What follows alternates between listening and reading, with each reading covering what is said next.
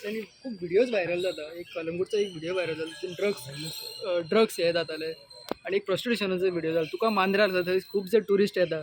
So थंयसर कशी पण सिच्युएशन हांव आसा हांव आणि तुमकां क्लियर जाता. हांव म्हयन्यान नाल्यार 2 म्हयन्यान एकदां एक रिव्यू हे घेता. म्हणजे इवन हांव नॉर्थ गोवा SP कडेन सुद्दां फाटल्या तेंपार 2 फावटी उलयलां, डिस्कशनूय केल्लें.